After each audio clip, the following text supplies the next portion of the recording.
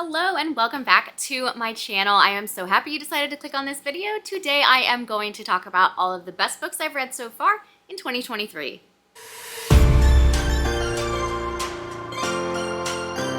So once again, welcome back, or welcome if you're new. I'm so glad you're here. Today I am just going to talk about all of the books that I've read in 2023 that are in my top 10. So I'm pleased to say that this was actually much harder to narrow down than the worst books I read, because I really have had so many that I just adored. I think when I initially made this list, I had about 16 on here, and I narrowed it down to 10, and I'm gonna try to talk about them quickly because I know that that could get lengthy. I feel like every time I think I'm talking about a book fast, I end up actually talking about it for like 3 to 4 minutes, and then my video is just crazy long and impossible to edit. So I'm gonna do my best to keep this short and sweet, especially because I've talked about all of these at length, at least somewhat at length. So let's just get started. Starting at the beginning of the year, my first 5-star read of the year, and one that is continuing to be my top read of the year, is Adelaide by Genevieve Wheeler. I have talked about this book so much on my channel because it just broke me. This book is incredible. It follows a woman named Adelaide who is an American living in London, and she meets a guy on a dating app named Rory, and basically it's just about the course of their relationship and him treating her poorly and her still trying to be the best she can for him. And she has depression and anxiety. Her sister does as well. She has a great group of friends that are really fun to read about, and Rory goes through something traumatic in the middle of the book, but it's of course no excuse for the way he treats her, but it's just about how much we are willing to give ourselves to those we love, even if it means sacrificing our own happiness.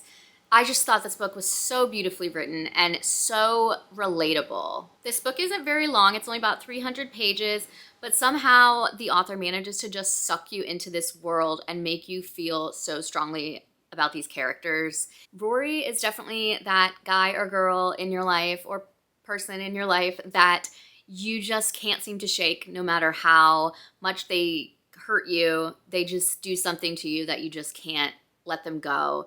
And Adelaide is just such a character you want to rally behind despite her flaws and the times you want to smack her on the head. You feel for her. And I just thought this book was absolutely stunning. The next book that I read in 2023 that is on this list is We Spread by Ian Reid.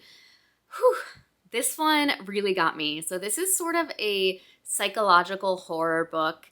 Ian Reid also wrote I'm Thinking of Ending Things, which is definitely psychological horror, but this, I don't know, this one got into my bones and I still think about it all the time, and I read this in January. So this is about an older woman named Penny who is an artist, and she is not a widow, but like her longtime partner has passed. And unbeknownst to her, he had made arrangements for her to go into this long-term care facility, and she's like, no, I'm fine, I don't want to go to it. But she had fallen off a chair while she was trying to, I think, change a light bulb. I don't know, it's been a while. And her landlord found her and was like, no, it's time. You have to do this. Your partner had said this is what we're supposed to do with you when this happens and all this. So she goes reluctantly, and everyone there is very nice, but it's weird because they seem to be telling her things, essentially gaslighting her, saying like, no, this happened. You don't remember this happening. And so she starts to like lose her grip on reality and like doubt her own mind. And I think that like the horror in this book kind of comes from like the fear of being forgotten about and being tossed aside as an elderly person, which is something that like I've definitely had on my mind. Like, I'm 35, so it's not like it's frequently, but you know, I don't have kids and I don't plan to, and I don't think being afraid of who's going to take care of you when you're old is a reason to have children, but it's definitely something that I think about. Like, I need to make sure that like I have money saved for a care home because I'm not going to have children or grandchildren who will be able to make sure I'm taken care of or kind of help me with those sorts of arrangements. Anyway, so this book just kind of really got that into my head too. Just kind of the fear of like getting older and being forgotten, and I don't know. It's a good book. I really enjoyed it. It was creepy and it had a really good atmosphere. It's just like super creepy, and definitely made you wonder, like questioning your own sanity as the reader. So another one that is on this list is Nothing to See Here by Kevin Wilson. This book just absolutely stole my heart. So sweet and just quirky and fun. So this book follows two women, Lillian and Madison, who were roommates growing up in boarding school until Lillian had to leave unexpectedly. They come from very different backgrounds. Madison is from an extremely wealthy family, and Lillian was kind of like a townie of this boarding school, and I guess every year the town sent some of the local kids to school on scholarship to I don't know. They just did. And so now they're adults and they haven't really talked too much throughout the years, but Madison invites Lillian to come stay with her because she has basically a big favor to ask. And that favor is to basically become the caretaker for her stepchildren. She's married now to a politician, and these stepchildren spontaneously combust when they get upset or agitated.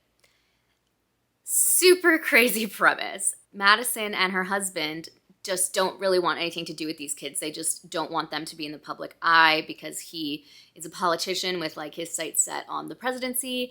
And so like they don't want people knowing about this. And so Lillian ends up taking the job to be their caretaker, and it's just kind of how she gets them to open up to her because they've been clearly mistreated by their dad. It's just really heartwarming. It's really sweet. It's funny. It's cute, and the kids are so great. I listened to the audiobook of this, and it was so well done. I loved the narration, and I just thought it was perfect. This is one I had recommended to my mom, and she absolutely loved too, so I'm really happy about that. This will definitely make my top of the year. The next one on this list is Only the Beautiful by Susan Meissner. I am a huge fan of this author. I have loved, at very least, very liked every book of hers that I've read, and this one was no exception. This one is her newest release, and it follows a girl named Roseanne. She lives on a vineyard in California with her parents and her brother. Her father is the vine dresser, whatever that means, something to do with wine. And so her parents and brother tragically die in an accident, and she becomes a ward of the owners of the vineyard. And she's like 15, 16, I think, and she ends up becoming pregnant. She also has this, I don't know what to call it. I'm going to put it right here because I can't pronounce it. Synesthesia? Something like that, where she can see and hear colors. Well, we all can see colors unless you're colorblind. So anyways, she can hear colors and like music and stuff. Oh my God, what a sentence I just said. So she gets sent to this home for unwed mothers, and it's just bad times. So that's kind of where her story ends. Then we are taken to the father, the owner of the vineyard, his sister, who has known Roseanne somewhat throughout her life as a child growing up there. Her name is Helen, and she lives in Austria. She's been a au pair for a family over there. She is, I think, in like her 50s. She's basically seen the horrible things that like eugenics has brought about from like Hitler and all of his terrible Nazis. And basically she comes back to the United States and goes to her brother's vineyard and finds out what happened to Roseanne being sent away to this home for unwed mothers with special abilities or disabilities. Helen is traumatized by the fact that her brother did this to this girl, and so she sets off to like track down Roseanne, and that's all like several years after Roseanne's part of the story. I don't know if any of that made sense because I read this book back in like April, I think, and some of it's gotten a little bit fuzzy, but I know that I loved it, and I hope that you'll read it and love it too. Next up is The Gay Best Friend by Nicholas DiDomizio. Such a great book. Just like funny and heartwarming and like emotional, and this was just so great. So it follows a guy named Dom who has just been left by his partner of a long time. They were engaged and they were basically very close to getting married. So at the same time, his best friend from childhood has asked him to be the best man at his wedding to Kate. Throughout the relationship, Kate has become very close to Dom, so he's kind of like a friend of the couple's, really. While he's the best man in the wedding, he's also, invited to the bachelorette party. So the book starts where Dom is about to go on Patrick, the groom's bachelor party trip, and I can't remember where they're going, but it's like some golf trip, very like frat bro-y. And of course, Dom was not that type, but they've been friends forever. They grew up together, all of that. So, they're still really close, even if that's not necessarily Dom's scene, but that is basically all of Patrick's friends. So Kate comes to Dom and is like, please keep an eye on things for me. Like, make sure there's no strippers, make sure things don't get out of hand. And he's like, I feel really uncomfortable because, like, this is my best friend. And, like, what do you think he's going to do? Like, I don't want to be a part of this. If you have trust issues, like, I don't want to be involved. And yeah, so that doesn't go over well. One of Patrick's best friends is a professional golfer who is, like, a super hot shot, like very, very well-known, very popular, a household name, we should say. He was not supposed to be able to come on the trip, but he basically faked an injury that happened while he was on like a PGA tour or whatever. So he comes to the party and it doesn't go necessarily as planned. I don't want to like reveal spoilers because I think that there's like a pretty big plot thing that happens pretty early on, but I don't think it's like revealed on the back. So I don't want to say it in case it's a spoiler.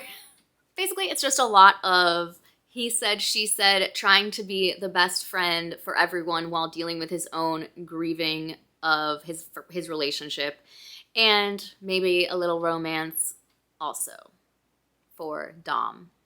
So that's I'm going to stop it there. But this book was such fun. Like, I laughed out loud. This author cracks me up. His Instagram is hilarious. If you are a solid middle-of-the-road millennial, I feel like we grew up around exactly the same time, and just so much of what he says is hilarious to me because of the way I can relate. Such a great book. I loved it. All right, here's another one with a kind of complicated plot that I'm going to absolutely butcher while I explain it to you, and that is Symphony of Secrets by Brendan Slocum. This book was absolutely fantastic. It is about this man named Byrne, who is a professor of music and a musician and a composer, and his like area of expertise is this composer named Frederick Delaney.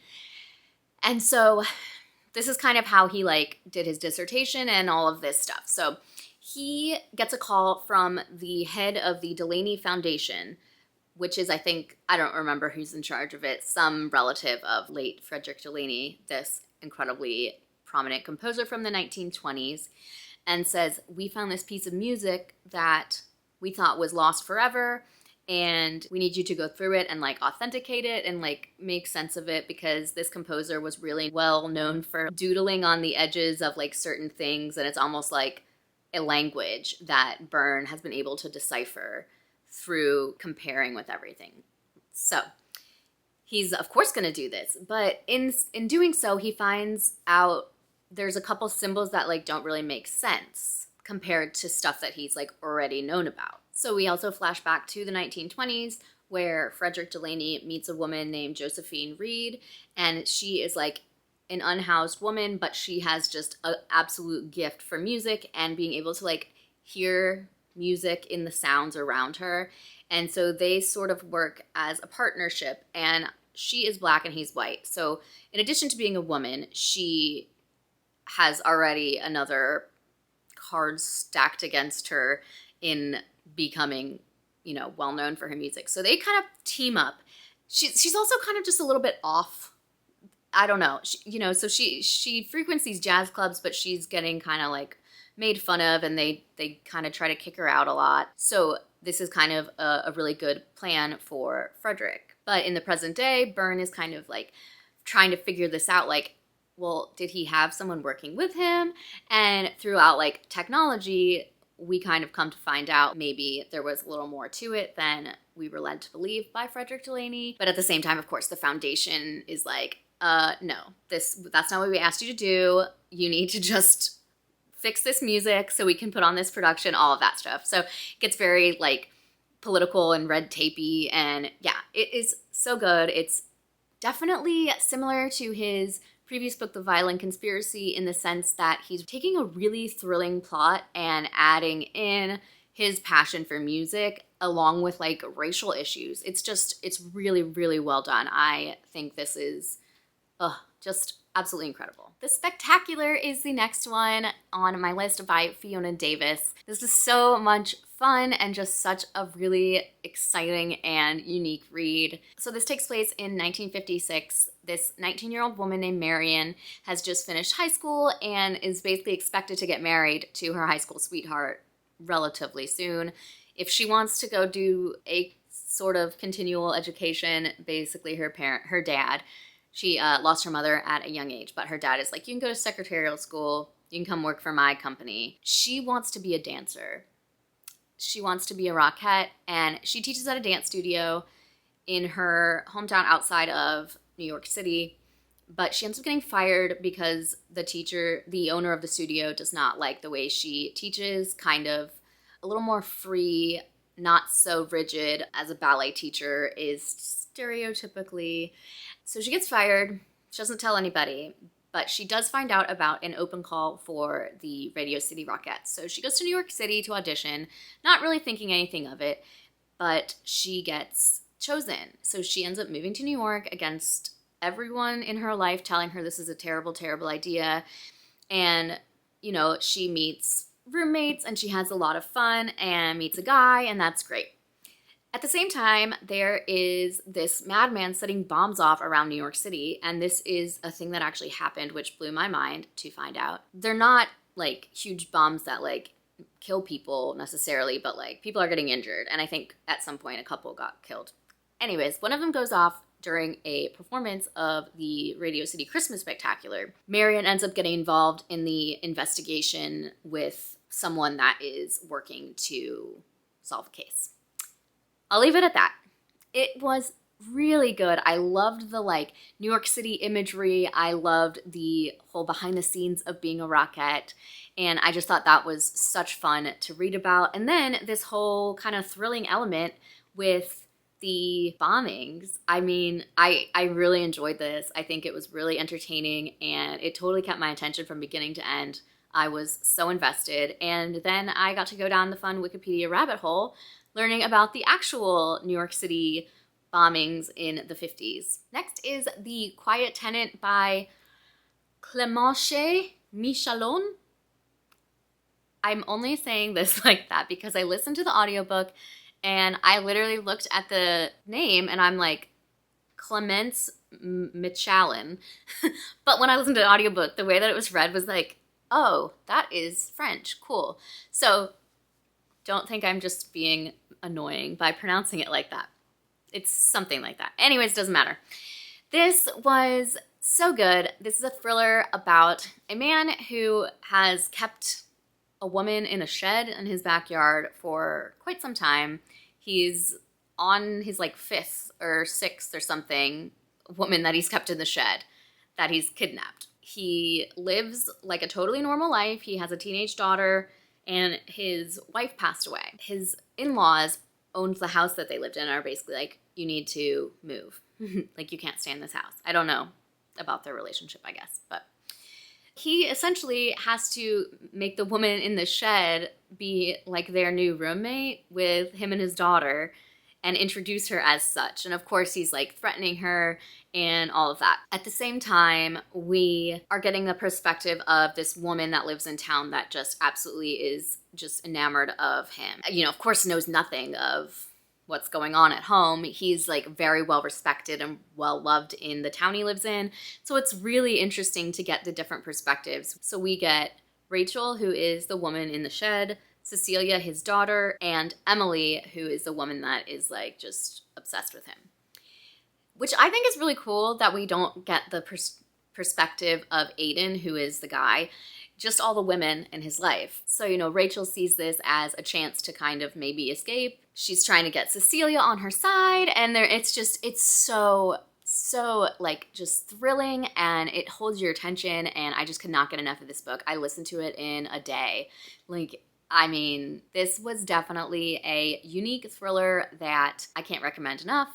I think that even if you don't like a kidnapping kind of tropey thriller, you'll love this because there's so much more to it than that with all the different perspectives. Another one that I read recently is Little Monsters by Adrienne Brodeur. So this follows Ken and Abby, who are the adult children of a man named Adam, who is a world-renowned oceanographer who suffers from bipolar disorder. He feels that he can only have scientific breakthroughs and stuff when he's off his medication, which is obviously not good. Their mother passed away when they were very, very young, so their dad raised them by himself. They live in Cape Cod, and it's basically about them sort of planning the birthday party of the dad, and it's very, very character heavy, character driven. There's also another character named Stephanie, who is kind of on the outskirts of the plot to begin with, but we quickly find out how she's involved with the family. I won't say anything else right now, although it's pretty early on that you find out her relation to the family. And all of this is set in like the summer of 2016, so there's a lot of tension surrounding the election in the US and a lot of just like very high stress time if you were in the US during that time. A lot of feelings and stuff. So that was tough to read about for sure, but this was just very focused on the family. So Ken is an aspiring politician and Abby is an artist, and they really don't get along, and it's a family drama. That's all I'll say. That is all you need to know, because I feel like you'll know if you will like this kind of book just based on that. Very character heavy, but the plot is so interesting too. It's just not the focus, I don't think, of the book, but this is easily one of my favorites of the year, and I just, yeah, thought it was great. All right, so much for keeping this short. I don't know how long this will be once I've edited it, but right now I'm at 38 minutes, so we're doing great. This is the last book on this list, so we're almost done. The last one is Looking for Jane by Heather Marshall. This has been on my TBR. I've had the copy of it in my house for months, and I only got around to reading it maybe last week or the week before, and I loved it so much. I could not get through it quick enough.